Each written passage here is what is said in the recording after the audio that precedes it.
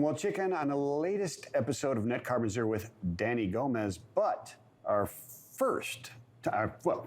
top story is a tentative agreement for the railroad industry, and the three unions, Joanna, Marsh, and Mike Baudendistel, have been covering this story. And Joanna joins us now to explain the latest development in the situation. Joanna, what's going on there? Here, there's talk of a tentative agreement.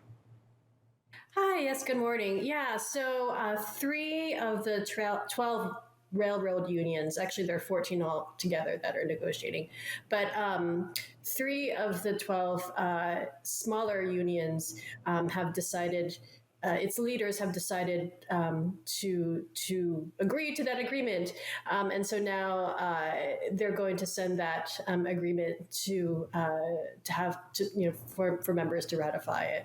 And so you have that, so it's in that stage of the process. And of course, the other 9 plus the other 2 railroads or 2 unions still have to, come up with an agreement. So, but that's where the latest is. So. Absolutely. And so you mentioned that these first 3 are the smaller of the unions that are involved in this negotiation right now, right? Does their size have anything to do with them being the first ones to kind of come to the table and say, you know what, we're gonna take it? And could we be seeing more of a fight, I guess, from the bigger unions because they have more of a stake? It could be. It really could be. It's. I think the really big unions. So let me backtrack a little bit. So the smaller unions, I think it comprises a little bit over 15,000 people out of over 144,000. So that's like a little more than 10% or close to 11%. And so there's still a sizable population of union members that have to agree to something. And so, like well over 85%. And of course that consists of the bigger unions like the locomotive engineers and smart transportation division as well. So the locomotive engineers and conductors and the smaller unions that agreed were so the machinist and the carmen.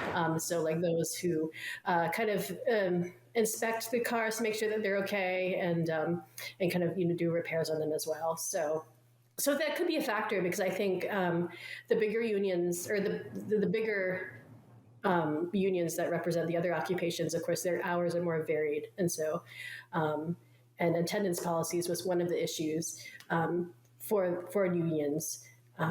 And making sure that there's a sort of better work-life balance on their side.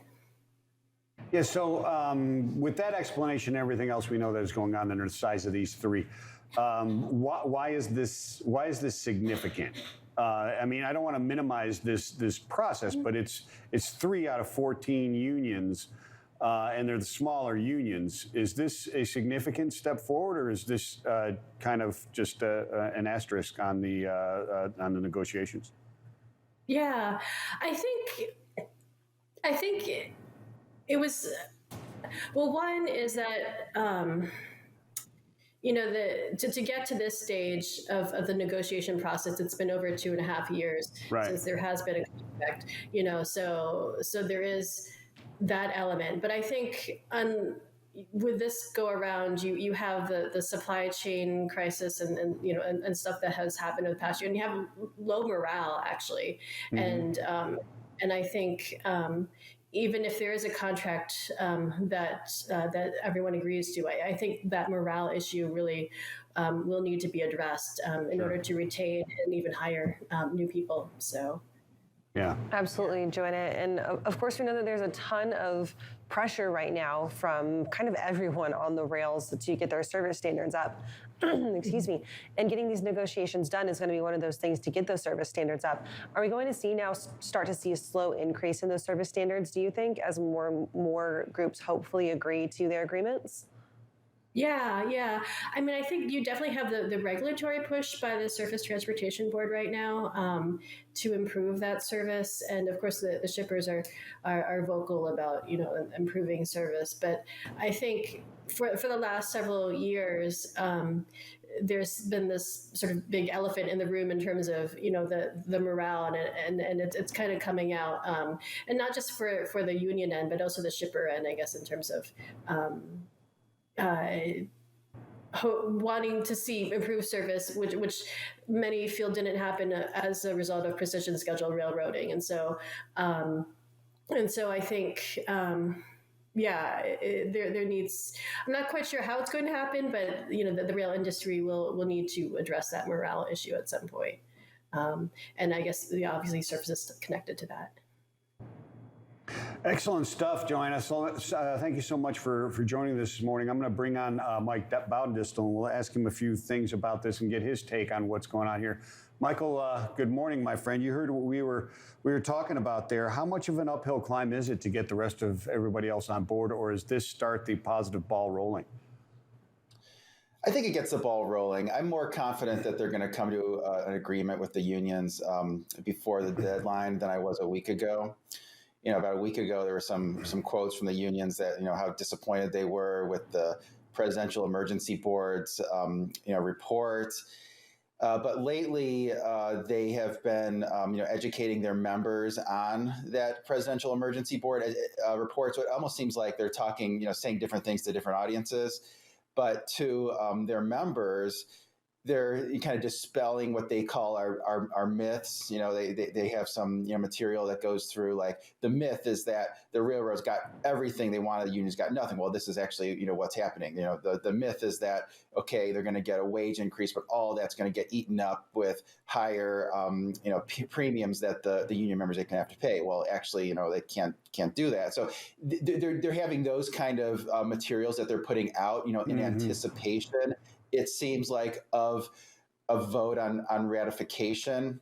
So I don't think it's in anyone's best interest to have a strike, a work stoppage. I think they're trying to get a deal done. I mean, the big union, the BLET, Brotherhood of Locomotive Engineer and Trainmen, which is negotiating with SMART, they did put out a press release, I think 3 days ago, that said, they're not quite at a place where they can, have a tentative agreement, but they do seem to be working, on that. So, Mike, with that, you mentioned that, of course, these three unions have to now take it to their members and have a vote to fully agree to this. What does the timeline look like on that? And how likely are we to see them take it from a tentative agreement to a full agreement? Yeah, so it could come, fairly quickly. I mean, they could announce tentative agreements at any time. Don't know exactly how those are progressing. And it may be that they do that, right at the 11th hour before September 16th. And then, that would extend the deadline of when there's a potential, work, issue with potential stoppage, as they, look to ratify those agreements. They could have another cooling off period. That's another option. It could be another 30-day cooling off period. So, it could be the next, let's say, several weeks. It's interesting, Michael. So when the deadline comes, and we have like two holdout unions, what occurs then? Or did the other six gang up on them and say, listen, we need to go back to work. You need to agree. But seriously, what happens if you've got holdouts?